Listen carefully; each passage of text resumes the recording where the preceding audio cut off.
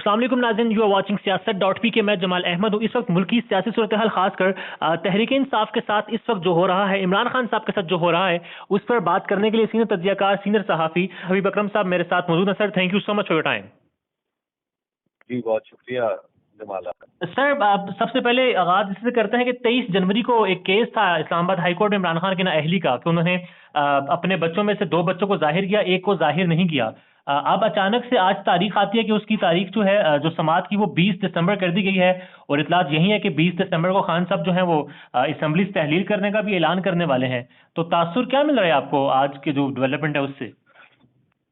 देखिए, इससे तो तासुर बहरहाल ये निकलता है कि इमरान खान साहब को कुछ परेशान करने का सिलसिला शुरू है, और इसमें अदालत को तो डेफिनेटली ये अदालत का इख्तियार है कि वो किसी मुकदमे की समाअत कब करती है। लेकिन अदालत के किसी इक़दाम से ये तासुर जाए कि उससे कुछ सियासी नताइज पैदा हो रहे हैं, तो फिर मेरा ख्याल है कि कुछ अदालत का भी सोचना है और बाकी सबका भी, स्कूल के लोग भी सोचेंगे कि आखिर किसी एक शख्स के लिए अदालत जो है वो रात को भी खुल जाती है, छुट्टी के दिन भी खुल जाती है, और अपना ही रोस्टम, अपना ही जो वो कॉज लिस्ट है उसको तब्दील भी कर देती है। तो ये आखिर क्या वजह है? तो ये सारे सवालात हैं जो बहरहाल अदलिया के ऊपर बोझ बनेंगे, और मेरा ख्याल ये है कि अदलिया को बहरहाल ये सारे मामलात सामने रखना होंगे। दूसरी एक बात है जमाल साहब के इस केस के बारे में कि आखिर ये केस जो टेरियान का है वो क्या है। देखिए, मैं नहीं समझता कि शरई एतबार से, मैं उलूम इस्लामिया का एक अदना सा तालिब इल्म हूँ, कि शरई एतबार से ये कोई केस बनता है ना ये कानूनी एतबार से बनता है। उसकी वजह यह है कि जो दरखास्त है वो किसी और ने, वो सिर्फ इसमें चंद लोग दे सकते हैं। वो उसके लिए लोकस स्टैंडाई, यानी आपको वजह क्या है कि कोई शख्स अदालत में ये केस लेके आया है। एक जो बच्ची है, जिस खातून की बात हो रही है, वो मुबैना तौर पे बालिग है, आकिल है, वो खातून अपना केस लेके आ सकती है, ठीक है, और इस केस में वो तो नहीं लेके आई। इसी तरह उस खातून की माँ पाकिस्तानी अदालत में केस लेके आ सकती है, वो भी नहीं, ठीक है जी, वो भी नहीं लेके आई। अच्छा, फिर तीसरा शख्स है इमरान खान, वो केस लेके आ सकता है, वो भी नहीं लेके आए। इमरान खान का कोई बच्चा वो केस लेके आ सकता है कि जनाब ये मेरी बहन है, ठीक है, तो आप बात कर सकते हैं। एक ऐसा शख्स जिसका इमरान खान के खानदान से कोई ताल्लुक नहीं, ना उस बच्ची से कोई ताल्लुक है, ना उसकी माँ से कोई ताल्लुक है, ना इमरान खान से कोई ताल्लुक है, ना इमरान खान के दीगर बच्चों से कोई ताल्लुक है, तो मुझे समझ नहीं आता कि ये केस आखिरकार अदालत में लगा ही क्यों। और बड़ा लोकस स्टैंडाई का क्वेश्चन है, ये जो लोकस स्टैंडाई का क्वेश्चन है वो क्यों नहीं उठा यहाँ पे। लेकिन आपको पता है कि पाकिस्तान में जो कानून की तशरीहात है वो अदलिया के ताबे हैं, तो लिहाजा हमें कानून की उसी तशरीह को मानना पड़ेगा। सर, ये वाला केस जो अभी है ये पहले रिजेक्ट भी हो चुका है बहुत बार, दो बार गालिबन। देखिए बात ये है कि अब जब आप इस तरह के केसेस उठाएंगे तो फिर आपने तो एक बड़ी खौफनाक प्रेसिडेंस कायम कर देनी है पाकिस्तान के अंदर, जो पाकिस्तान के पूरे फैमिली लॉज को और पाकिस्तान की कॉन्स्टिट्यूशन स्कीम को गड़बड़ कर देगी। उसकी वजह यह है कि कोई एक बंदा उठेगा, ठीक है, वो आपके मेरे ऊपर केस करेगा कि जनाब अच्छा जी ये जो बंदा है फलां जगह इसका एक बच्चा भी है। अब मैं साबित करता फिरूं कि वो है या नहीं है, ठीक है। अच्छा, मतलब आप पाकिस्तान को किस कानूनी मुसीबत में डालना चाह रहे हैं? ठीक है सर, यहाँ इस केस के हवाले से हमने बात की, दीगर और केसेस हैं, तोशाखाना का केस है, मतलब केसेस बहुत ज्यादा हो चुके हैं खान साहब पर, और हर केस के आखिर में यही बात है कि नाअहल हो सकते हैं। तो बात खान साहब की नाअहली से काम की हो ही नहीं रही। ऐसा क्यों है कि हर केस का आखिर जो है वो इसी पर है कि बस इमरान खान साहब नाअहल हो जाएंगे? जमाल, पाकिस्तान के अंदर प्रोसिक्यूशन और परसिक्यूशन ये हममानी अल्फाज। पाकिस्तान में मुकदमे का दर्ज हो जाना बजाते खुद एक सजा है हमारे निजाम के अंदर। अच्छा। तो लिहाजा पाकिस्तान में जब मुकदमा दर्ज किए जाते हैं, आपने देखा नहीं लोगों के ऊपर 15-15, 20-20, 50-50 मुकदमे दर्ज हो रहे हैं। अब ये कोई तरीकेकार है?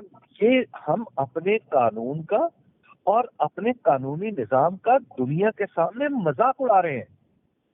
आपके कानूनी निजाम की हालत ये है कि दुनिया का एक बड़ा इन्वेस्टर रेकोडेक, उसे एतबार ही नहीं रहा आपके ऊपर। उसने कहा नहीं भाई, आपसे वायदा कर सकता हूँ वरना आप दिवालिया हो जाएंगे, आप मुझे $9 अरब दें वरना फिर ये काम करें। ठीक है। तो क्या पाकिस्तान की ये है कानूनी स्कीम, ये है कॉन्स्टिट्यूशनल स्कीम? जमाल ये हम बहुत बड़ा जुल्म कर रहे हैं, इमरान खान के साथ जो करना है कर लें। और भाई उसके बाद क्या होगा, जो नाइंसाफी है किसी एक शख्स के साथ होती है तो वो प्रेसिडेंट बन जाती है। ठीक है सर, अब आप पब्लिक सर्विस भी करते हैं, जुडिशरी पर ही अगर मैं बात करूं तो रुझान क्या है आवाम का? आज भी हमने देखा आजम स्वाति साहब के हवाले से जो जिस जज साहब ने फैसला करना था उनकी ट्रांसफर कर दी गई है। हालांकि दलाइल उन्होंने सुने थे मगर फैसला करने का मौका नहीं दिया गया और उस जज साहिब की ट्रांसफर कर दी गई। तो आवाम क्या समझ रही है जुडिशरी के बारे में खासकर? फिर मैं आता हूँ पब्लिक ओपिनियन जो आपने सर्विस किए हैं उस पर। देखिए, मैं इस बात पे पहले ही काफी बोल चुका हूँ अदलिया के हवाले से। मैं मजीद ना ही बोलूँ तो अच्छा है। उसकी वजह यह है कि मुझे बड़ा डर लगता है जेल जाने से। ऐसे हालात हो चुके हैं कि तौहीन महसूस हो जाएगी।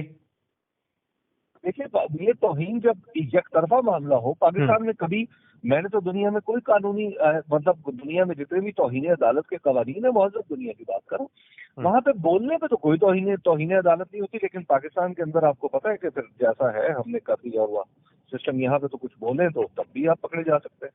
अच्छा सर, अब पब्लिक सर्विस आपने किए हैं, ऑन स्क्रीन तो हमने देखे हैं वो माशाल्लाह से, और आप जिस तरह आवाम की जो नब्ज है उसको पकड़ रहे हैं वो हम जैसों के लिए मशले राह है। क्या ट्रेंड क्या देख रहे हैं पब्लिक सर्विस में ओवरऑल? ऑफ द रिकॉर्ड भी आपने लोगों से बात की है। देखिए, जो 2018 का इलेक्शन है उसमें जो वस्ती पंजाब था वो दरअसल पाकिस्तान तहरीक इंसाफ के लिए बड़ा मुश्किल इलाका साबित हुआ। इसमें 44 सीटें आती हैं कौमी असम्बली की, और कौमी असम्बली की 44 सीटों में से ये सिर्फ 14 जीत सके थे। हाँ जी, ठीक है, और बड़े कम मार्जिन से। और उसमें पाकिस्तान मुस्लिम लीग नून ने बाकी सारी की सारी नशिस्तें जो थी वो पाकिस्तान मुस्लिम लीग नून ने जीती थी। तो लिहाजा एक बहुत ही मुश्किल टेरेन था ये पाकिस्तान तहरीक इंसाफ के लिए। और यहाँ पे हिस्टोरिकली भी आप देखें, थपती भी कसी जाती रही है पाकिस्तान मुस्लिम लीग के ऊपर के जनाब जीटी रोड की पार्टी है, ये कसूर से शुरू होती है, गुजरात तक चलती है, और प्रैक्टिकली कम से कम, चलिए आप इसको फप्ती कह लीजिए, इसको ताना कह लीजिए, लेकिन प्रैक्टिकली ये बहुत बड़ा इलाका है जिसमें उन्होंने अपना होल्ड रखा हुआ था, अपना कल अपना रखा, अपना होल्ड था। वो होल्ड मैं देख रहा हूँ कि कमजोर पड़ता हुआ नजर आ रहा है मुझे इस वक्त। बिल्कुल जो नौजवान है उनके यहाँ मैं देख रहा हूँ कि वो पाकिस्तान तहरीक इंसाफ की तरफ माइल है, और पाकिस्तान के निज़ाम के बारे में जो लोगों के दिल में एक बहुत एक जो है ना नापसंदीदगी के जज्बात है। जमाल, बहुत सारे लोग मुझे ऐसे मिलते हैं और मेरे सर्विस में भी रिफ्लेक्ट हो रहे हैं कि एक पहले 2018 में ही कैफियत नहीं थी, अब बहुत सारे लोग हैं जो ये कहते हैं कि या तो वो वोट ही नहीं डालेंगे। वो इन पॉलिटिकल पार्टीज में से किसी को ऐसा नहीं समझते कि उनको वोट डाला जाए।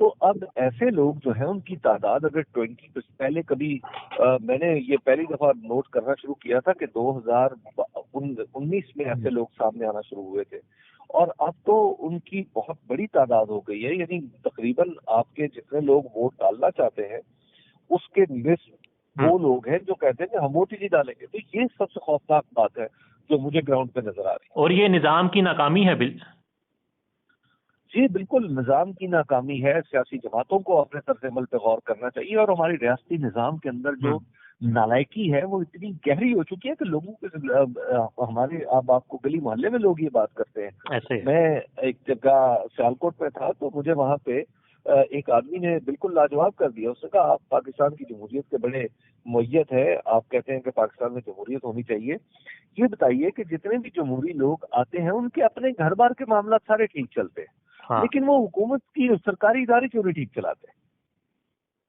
ऐसा ही तो मैं खामोश रहा, तो उन्होंने कहा फिर आप तस्लीम करें कि सारे नालायक हैं। तो मैं तस्लीम क्या करूं, मैं तो खुद प्रोपोनेंट हूं कि पाकिस्तान के अंदर जो नालायकी है वो पाकिस्तान के रियासती ढांचे के अंदर इतनी गहरी हो चुकी है कि अब आपको आला तरीन सतह पर भी किसी बेहतर फैसले की तवक्को नहीं हो सकती। अच्छा सर, अंदरून शहर खासकर लाहौर की अगर बात करें तो वहां पर अभी तक मजबूत है नून लीग, या वहां पर भी तहरीक इंसाफ पैर जमा रही है? देखिए, नून लीग की मजबूती बहरहाल अंदरून शहर में, यानी अगर हम बात कर लें हमजा शहबाज शरीफ साहब के हल्के में, तो उसकी मजबूती तो है। और उन्होंने न सिर्फ 2018 में इलेक्शन जीता, बल्कि 2018 में ही जब जिमनी इलेक्शन हुआ तो शाहिद खान अब्बासी साहब को बाहर से लाके यहाँ पे जितवाया। तो ये कोई छोटी बात तो नहीं थी ना। तो कि एक आदमी उस हल्के का हो ही ना और फिर वहां से वो इलेक्शन लड़े और जीत जाए, तो लिहाजा एक ये जो मामला है इसमें मैं समझता हूँ कि नून लीग के बहरहाल मजबूती तो है, लेकिन एट द सेम टाइम बहुत ज्यादा जो इम्पैक्ट है वो पाकिस्तान तहरीक इंसाफ का आ रहा है। अच्छा। यानी पहले जहां यूनिलैटरली एक सीट जीती जा सकती थी, मुझे लगता है कि अब वहां पे PMLN को बहुत मेहनत करनी पड़ेगी इस सीट पे भी। और आप क्या समझते हैं फिर लॉन्ग मार्च जो तहरीक इंसाफ ने GT रोड से किया था उसके बाद के जो सर्वेज हैं उसमें तहरीक इंसाफ की मकबूलियत बढ़ती हुई नजर आ रही है आपको? देखिए, मैं तो अमूमी तौर पे देखें कि अगर मैं बात करूं तो यस, ये ऑब्जर्वेशन दुरुस्त है कि PTI की जो मकबूलियत है वो बढ़ती हुई नजर आ रही है। तो लेकिन at the same time PTI को भी बहुत कुछ और भी करना है, उसे गलतियों से भी तो बचना है ना। या मिसाल के तौर पर देखिए, मिसाल के तौर पे कि उसको हुकूमत की तैयारी करते हुए नजर आना चाहिए। मतलब उसको पता होना चाहिए कि अगर उन्हें हुकूमत मिलती है और लोगों को उसी यकीन दिलाना है कि पिछली दफा की तरह ये नहीं होगा कि उसके पास कोई टीम बातों की हद तक मौजूद हो लेकिन असल में मौजूद ना हो। उसे अब पता होना चाहिए चीजों का कि आइंदा चलते हुए आगे जब हम कर जाए, अगर उसे हुकूमत मिलती है तो फिर वो उसका प्रॉपर टीम बना के तैयारी करके आना चाहिए। क्या होगा जी बिल्कुल। सर लास्ट टू पॉलिसी बहुत है या वेरी इंपॉर्टेंट। और इस वक्त हमारे हालात भी जो है मुआशी तो बहुत ही खराब है। लास्ट टू क्वेश्चन सर, अब सर्वेज के बाद आप कायम हैं इस राय पर कि तहरीक इंसाफ 2/3 अक्सरियत ले लेगी? देखिए, मैंने 2/3 मेरे से जोड़ी गई है ये बात के 2/3 अक्सरियत ले लेगी। मैं वैसे ऐसी बातें इतनी कम ऐसी नहीं करता। लोग कहते हैं कि जनाब मैं 2/3 अक्सरियत ले लूंगा, ले ली, मैंने कह दिया, मैंने कभी ऐसा नहीं कहा। देखिए, बात यह है कि ये हल्का बहल्का चीज जो है वो मैटर करती है, और उसके बाद अभी उम्मीदवारों का इंतखाब भी बड़ा मैटर करेगा। अब अगर चोर उचक्कों को टिकट दे के मतलब खड़ा कर दिया जाए तो आपके ख्याल में लोग PTI की मोहब्बत में वोट डाल देंगे? ऐसा तो नहीं होगा। और वोटर पढ़ा लिखा है, PTI का खास कर जवान है जी बिल्कुल। और वो तो वोटर बड़ा वायलेंट वोटर है। वो तो आप देखें कि मुल्तान में क्या हुआ, यानी पूरे पाकिस्तान में माहौल बना हुआ था, ठीक है। और मुल्तान के देहाती हल्के में शाह महमूद कुरैशी साहब की बेटी को टिकट दिया तो वहाँ PTI के वोटर ने वोट डालने से इनकार कर। ऐसा ही है सर। Last question. ऐसा तो नहीं है। हाँ आप कंप्लीट कर लें प्लीज। ठीक, तो मैं आज कह रहा था कि ये वोटर जो है ये डिफरेंट टाइप का वोटर है। ठीक है, वन लास्ट क्वेश्चन। तमाम तरह हालात आपके सामने हैं, एस्टैब्लिशमेंट का रोल, तहरीक इंसाफ की स्ट्रेटेजी, आवाम की राय, पब्लिक पल्स आपके जहन में है, क्या समझते हैं इन तमाम तरह हालात में रियासती इदारे जो हैं वो धांधले की कोशिश कर सकते हैं?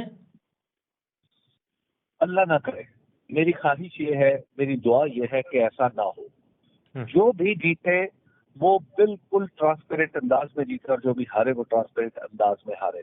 और मुझे तवक्को है, देखिए मैं आम तौर पे पाकिस्तान के इलेक्शन के बारे में जो बहुत सारी बातें की जाती हैं, मैं स्पेसिफाई कर दूं कि 1977 का इलेक्शन ठीक था, 2002 का इलेक्शन वो भी, लेकिन उसके बीच में जो इलेक्शन आए मैं नहीं समझता कि वो को बहुत ज्यादा रिस्क थे। थोड़ी छोटी मोटी किसी हल्के की सतह पे ऐसा हो जाए। जो पाकिस्तान में कहा जाता है ना कि इलेक्शन जनाब बड़े रिग्ड हो जाते हैं पाकिस्तान की, ये हम लोगों की तौहीन है। ऐसा ही पाकिस्तान के लोगों की तौहीन है। पाकिस्तान के लोग इतने बेवकूफ और ये कुछ जानवर हैं, ये कुछ भेड़े हैं, ये कुछ मवेशी हैं, क्या है कि जिनको पता नहीं है कि हमारा वोट हमने डाला था और हमारा वोट पूरा नहीं उतरा। ठीक है, ये वही पार्टी है ना इस वक्त PDM वाले जो कह रहे थे जनाब ये जाली है, सिलेक्टेड है, पूरी असेंबली में बैठे नहीं हुए, ऐसे आज उसी असेंबली के डिफेंस पे खड़े हुए और बचा रहे हैं पाकिस्तान का। जी, तो पाकिस्तान का इलेक्शन इतना मजाक नहीं होता कि जनाब आप पाकिस्तान के इलेक्शन को कहें जनाब ये रिग्ड है और ऐसे है और वैसे है। मतलब ये खामखा लोग जो हैं वो बिल्कुल मेरा ख्याल है कि जो इलेक्शन की हरकियात है उनसे नावाकिफियत की बुनियाद पे ऐसी बातें करते हैं आमतौर पर, या फिर हारने वाले हमेशा यही कहते हैं। देखिए, वो एक मैं तो इस पे लिख भी चुका हूँ कि पाकिस्तान की पॉलिटिकल पार्टीज का मसला ये है कि कोई पार्टी अगर इलेक्शन हारे तो उसके लीडर को क्या करना चाहिए? उसके लीडर को अपनी पार्टी की एग्जीक्यूटिव का, अपनी पार्टी के बड़ों का इजलास बुला के उन्हें कहना चाहिए कि जनाब मैं इलेक्शन नहीं जीत सका, तो अब आप आइंदा जिस लीडर को चाहे मुंतखब कर लें। उसूलन तो ये होता है ना पार्लियामेंटी डेमोक्रेसी, ऐसा ही है। ठीक है, लेकिन यहाँ पे क्या है, यहाँ पे अगर वो ये कह दे कि मैं हार गया हूँ तो फिर तो उसे सीट छोड़ना पड़ेगी ना। तो लिहाजा वो क्यों छोड़ेगा? वो कहता नहीं मेरे साथ रैगिंग हुई है। मतलब एक एक 2-2 सीटों वाले भी लगे होते हैं यहाँ पे हमारे साथ रैगिंग हुई है। अच्छा मतलब ये एक लतीफा नहीं है तो और क्या है। Sir, thank you so much Habib sahab, आपके वक्त का थैंक यू सो मच।